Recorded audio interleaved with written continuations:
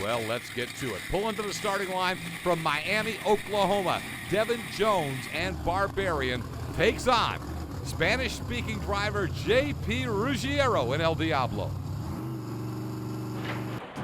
Competing in the Young Gun Shootout is pretty awesome. It's it's an invitation that is amazing. So I just hopefully I do well, hopefully I win, and get to go to the big show. Looking for that first green light, and here we go. Again, JP Ruggiero, a bilingual speaker who is a very talented driver, got that ride partially because it was selected by fans at MonsterJam.com during Hispanic Heritage Month. Oh, JP all the way down into the turn.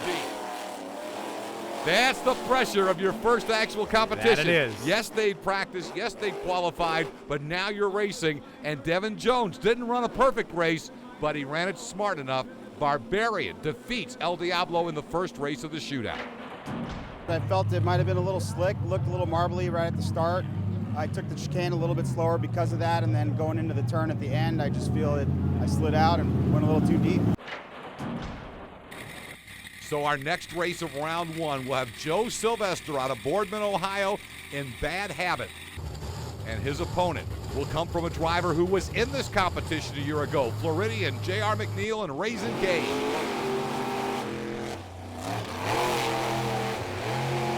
J.R. McNeal having a little trouble there through the chicane, slipping and sliding, able to gather it back up. Now he's sliding really bad. This track is put together tight. Joe Sylvester in Bad Habit is going to take the win in the first round of racing.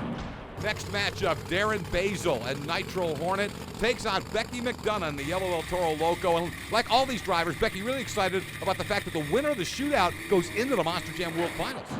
You know, it's really cool that they're doing that this year. You know, to be able to put yourself in with the other 27 competitors would be really cool. But it does add that added pressure because that's where everybody wants to be. And I mean, everyone wants to be in the finals to begin with, but to be able to move yourself into the actual competition would be really cool.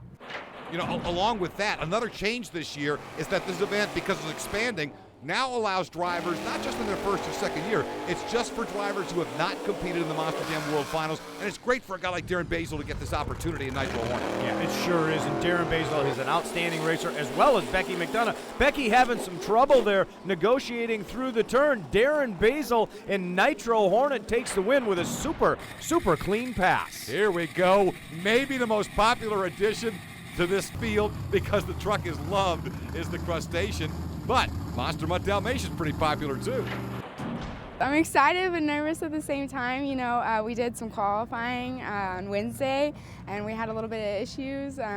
We got all the bugs out and I'm excited to get the show on the road. I'm excited.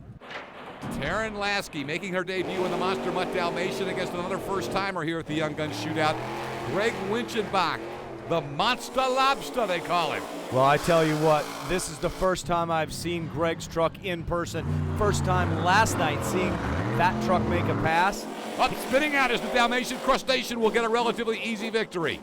And I'll finish what I'm saying. That guy is the real deal. He is. And Taryn admitted she was a little nervous, and you saw why. Okay, so there are your winners from round one. Now we'll filter in the Fast Four from qualifying, and those are the 8 machines and drivers who will advance into our quarterfinals, and some really solid matchups here in round number 2